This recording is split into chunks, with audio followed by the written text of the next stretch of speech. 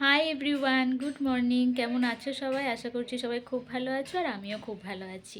সকাল সকাল একটা নতুন ব্লগ নিয়ে চলে এসেছি। আর আজকের ব্লগটা যেন ভীষণ স্পেশাল আমার কাছে, কারণ আমার বন্ধুকে আমি আজকের আইবুড়ো ভাত খাওয়াবো, সমস্তটাই নিজের হাতে রান্না করে।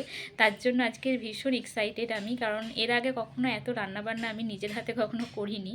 সমস্তটাই মা দিদি এরা সামলেছে, কিন্তু আমি নিজের হাতে কখনো করিনি। তো আজকে সমস্তটাই রান্না করে, যেহেতু আমার বন্ধু কদিন পরে বিয়ে হয়ে যাবে, তো তার জন্য ভাবলাম আমি নিজেই সমস্তটা রান্না করে ওকে আজকে খাওয়াবো। তো আজকের ব্লগটা কিন্তু ভীষণ স্পেশাল, তোমরা কিন্তু কেউ স্কিপ করো না, পুরো ভিডিওটা দেখতে থাকো। আশা করছি তোমাদেরও খুব ভালো লাগবে।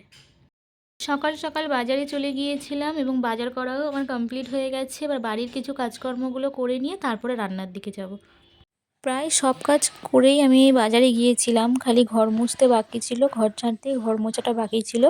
বাজার থেকে এসেই ঘর মুছে ঘরটা ঝাঁটিয়ে কিছু জামা কাপড় ভিজিয়েছি, সেগুলো কেচে নেব, তারপরে রান্নার দিকে যাব।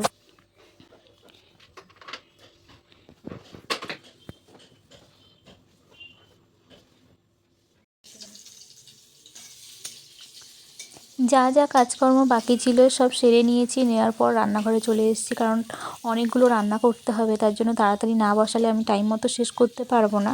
আর ও আমাকে টাইম দিয়েছে 1:30টার সময় আসবে, তো তার আগেই আমার সমস্ত কাজ কমপ্লিট করতে হবে। তো তার জন্য আমি তাড়াতাড়ি রান্নাবান্না বসিয়ে দিয়েছি, এদিকে একা হাতে জোগাড়ও করছি আবার রান্নাও করছি, তো একটু তো লেট হবেই, তার জন্য তাড়াতাড়ি রান্না বসিয়ে দিয়েছি। ভাত আমার হয়ে গেছে, ডালটাও হয়ে গেছে, আর এদিকে 5 রকম ভাজা ভাজবো, তার জন্য বেগুনটা ভাজতে দিয়েছি। এক এক করে সব ভাজাগুলো এদিকে করে নেব আর ওদিকে সমস্ত রান্নাগুলো সেরে নেব।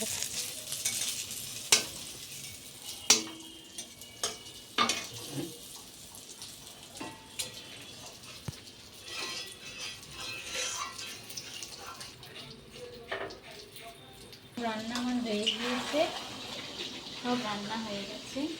লাস্ট পাপড় ভাজাটা ভাজছি, আর এদিকে চিকেনটা হচ্ছে, চিকেনটা হলেই আমার সব রান্না হয়ে যাবে।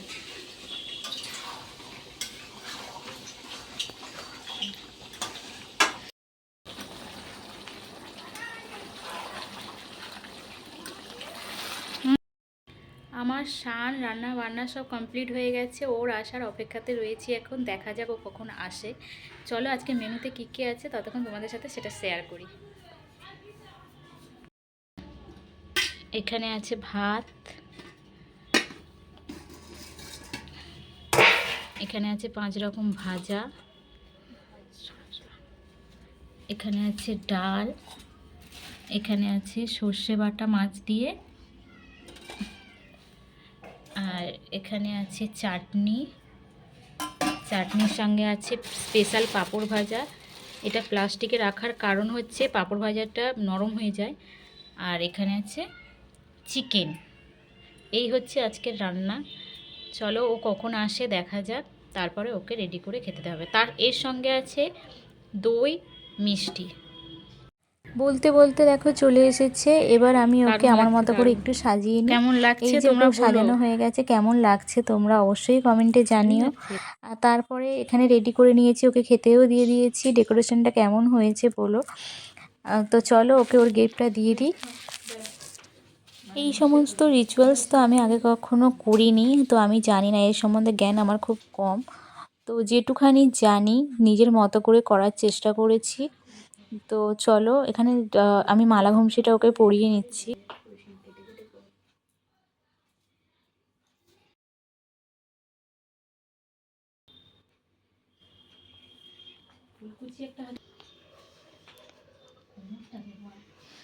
আর পড়বি তো না, ওটা সাইড করে রেখে দে। খুব ভালো, মাথায় থাকবে 4টে ঘরে নিচে। এবার খেতে বসে ওকে মালা ঘুমসি পরিয়ে একটু আশীর্বাদ করে নিয়েছি, তারপরে একটু নিজের হাতে ওকে খাইয়ে দিচ্ছি। দিদির কাছে কেড়েছি।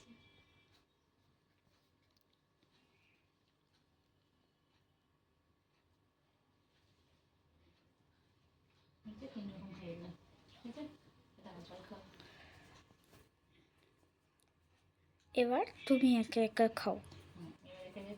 তো খাওয়া দাওয়া করার পর দুজনে অনেকক্ষণ টাইম কাটিয়েছি, অনেক গল্প হয়েছে, জানি না আর কবে এরকম গল্প করতে পারবো। তো তারপরে ও চলে যাওয়ার পর আমি একটু রেস্ট নিয়েছিলাম।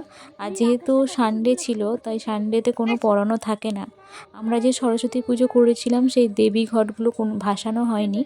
তো যেহেতু সানডেতে টাইম পেয়েছি, সবাই ফ্রি আছি, তো সবাই মিলে গিয়ে পুকুরে গিয়ে ওগুলো ভাসাতে এসেছি। আমার ভিডিওগুলো তোমাদের কেমন লাগছে অবশ্যই আমাকে কমেন্টে জানিও। ভালো লাগলে লাইক কমেন্ট শেয়ার করে দিও। আর আমার চ্যানেলটাকে সাবস্ক্রাইব করে আমার পাশে থেকো। আর যে সমস্ত বন্ধুরা আমার চ্যানেলে নতুন ভিজিট করছো তারা পাশে থাকা বেল আইকনটিকে অল করে রেখো, যাতে আমি ভিডিও ছাড়ার সাথে সাথেই তোমাদের কাছে সবার আগে নোটিফিকেশান পৌঁছে যায়।